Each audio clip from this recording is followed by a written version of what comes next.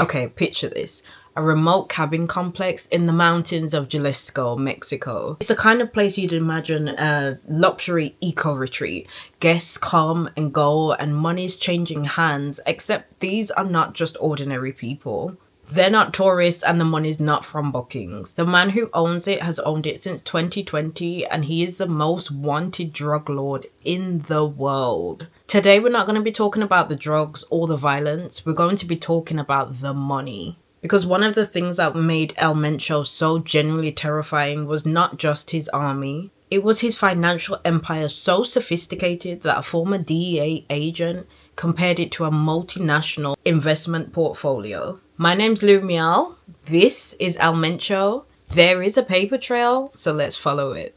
So going back to February the 20th, military intelligence, America's military intelligence, tracks the movements of a trusted associate of El Mencho's romantic partners, one of them. So the associate transfers the partner to a very upscale country club in the mountains of Jalisco. So security forces confirm that the partner meets with El Mencho and she leaves the next day. But El Mencho, he stays behind with about 10 security guards. Essentially, this woman led them straight to El Mencho and she didn't even know it. So once they know he's there, the military moves in. There's this big shootout. El Mencho tries to flee with some of his security guards and he ends up wounded. And on the way to Mexico City, he ends up dying. He's 59 years old. But where did this all begin? El Mencho was born in July 1966 in western Mexico. In a detail that might actually raise your eyebrows, he was actually a police officer for a while. He ended up crossing into the United States, and in California in 1994, he was actually convicted of conspiracy to distribute heroin.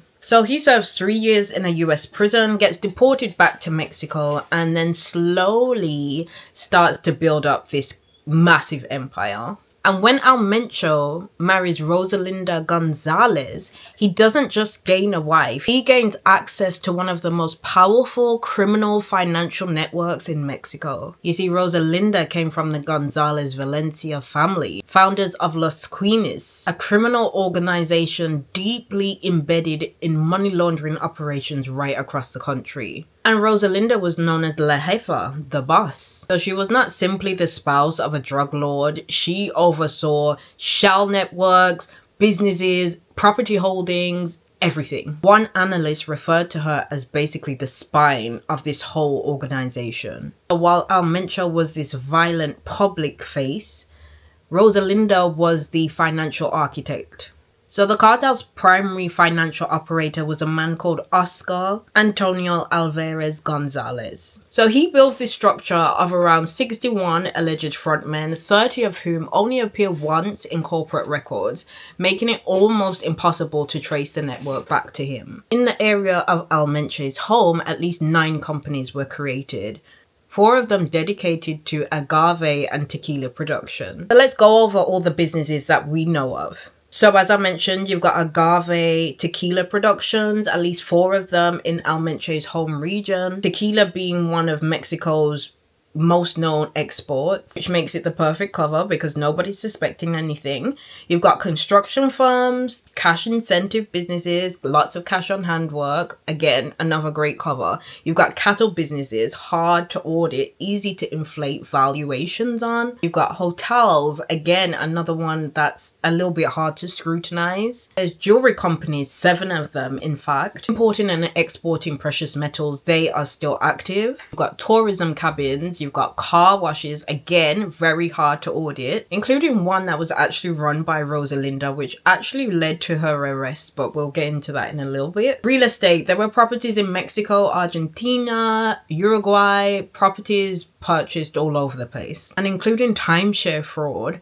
3 days before El Mencho's death, the US actually sanctioned the group for timeshare fraud related to conning elderly people out of their money. Now, this was specifically US elderly people. So the US Financial Intelligence Agency FinCEN confirmed that the group were using Bitcoin, Ethereum, Monero, Tether to purchase fentanyl precursor chemicals from suppliers in China. But let's circle back to Rosalinda for a minute, La Jefa. So following investigations from the FBI, DEA and Homeland Security, she ends up being arrested and convicted of money laundering offences. She goes to prison for 4 years, I believe. She's sentenced to 5. So the economic spine of this organization, she's in prison now. Then she serves her time and she's back out. So that happens for her, but also other family members start being arrested as well as time goes on.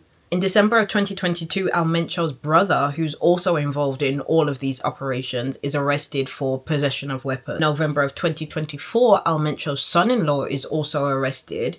He faked his own death and was living somewhere else, is charged with international money laundering conspiracy. In February of 2025, 29 defendants are transferred from Mexico to the US. Now they're in custody of the US. March 2025, Mencho's son is actually convicted. He is sentenced to life in prison plus 30 years and is forced to forfeit $6 billion of this empire. All of this money in drug trafficking proceeds. So the heir to the empire, Mencho's empire, is now locked away for life. And then in June 2025, Mencho's brother is actually convicted to 30 years in prison. February 2026, as we know, Mencho is killed. So where is the money now? So Mencho's gone. His son is in prison, but his wife, she is still out. Killed the leader of a $50 billion empire.